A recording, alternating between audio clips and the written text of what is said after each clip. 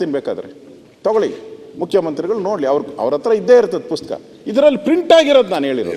ಎಲ್ರಿಗೂ ಕೊಟ್ಟಿದ್ದೀವಿ ಅದನ್ನು. ಈಗ ನನಗೆ ಮಾತ್ರ ಸಿಕ್ಕೈತೆ, ಬೇರೆಯವ್ರಿಗೆ ಯಾರಿಗೂ ಸಿಕ್ಕದಂಗಿಲ್ಲ. ಎಲ್ಲರಿಗೂ ಸಿಗುತ್ತೆ ತಗೊಂಡು. ಅದರಿಂದ ಸನ್ಮಾನ್ಯ ಅಧ್ಯಕ್ಷರೇ, ನನಗೆ ಅನಿಸೋ ಅಂಥದ್ದು, ಈ ಸರ್ಕಾರ ಇವತ್ತು ಏನು ಬಡ್ಜೆಟನ್ನು ಮಂಡನೆ ಮಾಡಿದೆ ಅದು ಸುಮ್ಮನೆ ನಾಮಕಾವಸ್ಥೆ ಅಂತ ಅನಿಸುತ್ತೆ.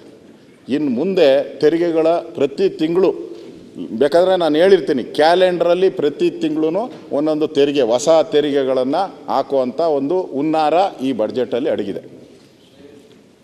ಅದು ಬಿಟ್ಟು ಮತ್ತು ವಿಶೇಷವಾಗಿ SC/ST ಜನಾಂಗಕ್ಕೆ ಆದಂಥ ಒಂದು ಹಣ ಏನಿದೆ ಅದು ಮತ್ತೆ ವಾಪಸ್ ಅವ್ರಿಗೆ ಸಿಗಬೇಕು.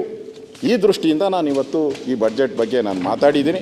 ಗೌರವಾನ್ವಿತ ಮುಖ್ಯಮಂತ್ರಿಗಳು ಆಗಿರೋ ತಪ್ಪನ್ನು ಸರಿ ಮಾಡಿಕೊಂಡು ರಾಜ್ಯದ ಜನತೆಗೆ ಒಳಿತಾಗುವಂಥ ಬಡ್ಜೆಟ್ಟು ಮಾಡಬೇಕಾಗಿತ್ತು. ಇನ್ನೊಂದು ನೆಕ್ಸ್ಟ್ ಅವರು ಹೇಳಬೇಕಾದ್ರೆ, ಉತ್ತರ ಹೇಳಬೇಕಾದ್ರೆ ನಾನು ಏನೇನು ಪ್ರಶ್ನೆಗಳನ್ನ ಕೇಳಿದ್ದೀನಿ ಅದಕ್ಕೆ ದಯವಿಟ್ಟು ಉತ್ತರ ಕೊಡಬೇಕು. ಜನಸಾಮಾನ್ಯರಿಗೆ ಮುಂದೆ ಈಗ ಏನು ಬಡ್ಜೆಟಲ್ಲಿ ನೀವು ಘೋಷಣೆ ಮಾಡಿದ್ದೀರಾ ಅಷ್ಟು ತೆರಿಗೆ ಬಿಟ್ಟರೆ ಇನ್ನೊಂದು ವರ್ಷ ಯಾವುದೇ ರೀತಿಯಾದಂಥ ತೆರಿಗೆಯನ್ನು ರಾಜ್ಯದ ಜನತೆ ಮೇಲೆ ಹಾಕಬಾರ್ದು. ಹಾಕೋದಿಲ್ಲ ಅನ್ನೋ ಭರವಸೆಯನ್ನು ಕೊಡಬೇಕು. ನೀವು ಹಾಕಲ್ಲ ಅಂತ ಭರವಸೆಯನ್ನು ಕೊಡಬೇಕು ನಮಗೆ. ಆವಾಗ ಈ ಬಡ್ಜೆಟ್ಟು ಸತ್ಯ ಅಂತ ನಾವು ತಿಳ್ಕೊತೀರಿ. ಇಲ್ಲ ಅಂದರೆ ಇದು ಬೋಗಸ್ ಬಡ್ಜೆಟ್ಟು ಅಂತ ತಿಳ್ಕೊತೀರಿ. ಅಧ್ಯಕ್ಷರೇ, ಅದಕ್ಕೋಸ್ಕರ ತಾವು ಸಮಯ ಕೊಟ್ಟಿದ್ದೀರಾ. ನಾನು ಕೂಡ ಮುಖ್ಯಮಂತ್ರಿಗಳೇ ಇಲ್ಲಿ ಇರೋದ್ರಿಂದ ನಾನು ಕೆಲವು ಸಲಹೆಗಳನ್ನು ಕೊಟ್ಟಿದ್ದೀನಿ. ಅವರ ರಿಪ್ಲೈಯಲ್ಲಿ ಇಷ್ಟಕ್ಕೆ ಉತ್ತರ ಕೊಡಬೇಕು ಅಂತ ವಿನಂತಿಯನ್ನು ಮಾಡಿ ನಾನು ಮಾತು ಮುಗಿಸ್ತಾ ಇದ್ದೀನಿ. ಮಹೇಂದ್ರ ಸ್ವಾಮಿ.